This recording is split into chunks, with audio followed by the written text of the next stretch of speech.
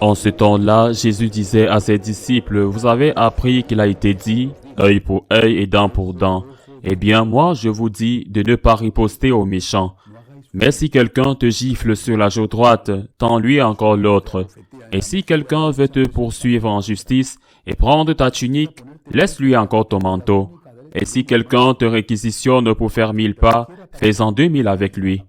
À qui te demande, donne. À qui veut t'emprunter, ne tourne pas le dos. Vous avez appris qu'il a été dit, tu aimeras ton prochain et tu haïras ton ennemi. Eh bien, moi je vous dis, aimez vos ennemis et priez pour ceux qui vous persécutent, afin d'être vraiment les fils de votre Père qui est aux cieux. Car il fait lever son soleil sur les méchants et sur les bons. Il fait tomber la pluie sur les justes et sur les injustes. En effet, si vous aimez ceux qui vous aiment, quelle récompense méritez-vous? Les publicains eux-mêmes n'en font-ils pas autant? Et si vous ne saluez que vos frères, que faites-vous d'extraordinaire? Les païens eux-mêmes n'en font-ils pas autant? Vous donc, vous serez parfaits comme votre Père céleste est parfait. Acclamons la parole de Dieu. L'évangile de Matthieu continue ce que j'avais commencé la semaine dernière. Dimanche dernier, donc j'ai dit, premier point, notre Seigneur se place au-dessus de la loi parce qu'il est Dieu et il sait qu'il est Dieu. Et seul Dieu peut corriger une loi donnée par un envoyé de Dieu, comme par exemple Moïse l'avait été. Notre Seigneur est conscient de sa divinité et c'est pourquoi il peut corriger la loi. Parce qu'il est le législateur suprême, lui et lui seul, avec le Père et l'Esprit Saint. Il est Dieu et il utilise cette formule. Vous avez entendu dire qu'il vous a été dit, mais je vous le dis, c'est une correction. C'est une modification de la loi. Dimanche dernier, je regardais un point de cette correction de la loi qui était la question du divorce. Vous avez entendu qu'il vous a été dit, mais moi je vous dis que celui qui répudie sa femme et en épouse une autre commet un adultère contre la première, et de même si c'est la femme qui le fait, et c'est dur, c'est exigeant, c'est la loi du Seigneur, et nous ne pouvons pas dire, comme beaucoup, le Seigneur a tort. Le Seigneur n'a pas été miséricordieux, le Seigneur n'a pas eu de compassion, et je suis plus que le Seigneur, plus intelligent que le Seigneur, plus compatissant que le Seigneur, plus miséricordieux que le Seigneur. Et que diront ces gens de l'Évangile d'aujourd'hui? Parce que c'est la même chose, vous avez entendu qu'il vous a été dit, tu aimeras ton prochain et tu haïras ton ennemi. Mais moi je vous dis, aimez vos ennemis. Que diront-ils? Ils diront, le Seigneur s'est trompé.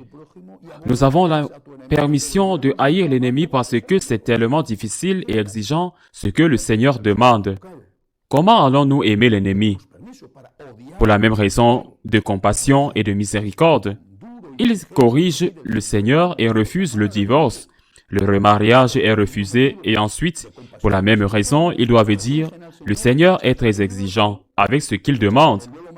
Il est exigeant en interdisant le divorce. Plutôt, il est exigeant interdisant le remariage.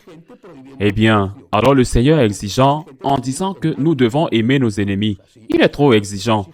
C'est ce qui est au fond de toute cette question. Encore et encore, le Seigneur se met au-dessus de la loi et veut établir une nouvelle loi, la loi de l'amour. La plénitude de l'amour. Est-il exigeant? Oui. La vérité, est-ce difficile? Oui, c'est la vérité. Il ne nous facilite pas la tâche. Il n'établit pas une loi morale pour que chacun fasse ce que son corps lui demande de faire, selon les circonstances ou selon ses intérêts. Il dit clairement, vous n'êtes pas obligé de venir avec moi. Vous n'êtes pas obligé d'être mes disciples. Vous n'êtes pas obligé d'avoir foi en moi. Mais celui qui a foi en moi, celui qui vient avec moi, doit porter sa croix tous les jours. C'est ce qu'il dit. La fin de cet évangile est formidable parce qu'elle est un résumé de tout le reste. Il dit, soyez parfaits comme votre Père céleste est parfait. Soyez parfaits comme Dieu est parfait. C'est le modèle et c'est l'horizon. C'est la limite à atteindre. Soyez parfaits comme Dieu est parfait. Face à cela, brisé, comme il a été sur le sujet du divorce, le sujet du ressentiment, du rejet, de la vengeance, le sujet de l'aumône. Face à cela, en tout cas, je ne me sens pas très loin de cet objectif. Je me sens fragile. Je sens que je suis loin d'atteindre ce but d'être parfait comme votre Père Céleste est parfait. Je me sens faible et fragile et ça me fait peur. Et que je me sens souvent incapable de tendre l'autre joue et d'aimer mon ennemi et de faire du bien à celui qui m'a fait du mal. C'est très difficile pour moi. Et qu'est-ce que je dois faire? Est-ce que vous trouvez très difficile de ne pas vous remarier? Et qu'est-ce que je dois faire ou qu'est-ce que vous demandez au prêtre de faire? Et qu'est-ce que le prêtre vous dit? Ou qu'est-ce qu'il dit sans que vous le lui demandiez? Même, est-ce que vous trouvez très difficile de tendre l'autre jour? Est-ce que vous trouvez très difficile de remplir vos obligations? Très difficile. Très difficile. Très difficile. Alors, qu'est-ce que vous devez faire? Eh bien, vous avez deux chemins. Chacun de nous a toujours la possibilité de choisir deux chemins.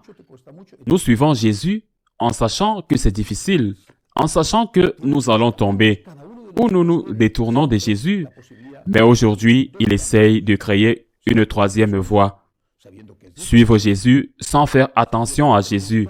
Suivre Jésus en disant que Jésus est exigeant et que nous ne devrions pas faire attention à lui et que nous devrions faire d'autres choses. C'est malhonnête.